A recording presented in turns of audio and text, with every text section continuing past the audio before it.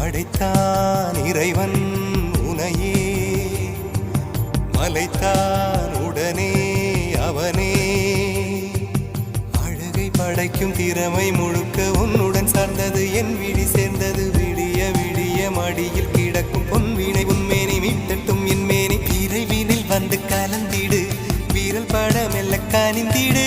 உடல் மட்டும் இங்கு கிடக்குது உடன் வந்து நீயும் உயிர் கொடு பல்லவன் சிற்பிகள் அன்று பண்ணிய சிற்பத்தில் ஒன்று பெண்ணென வந்தது இன்று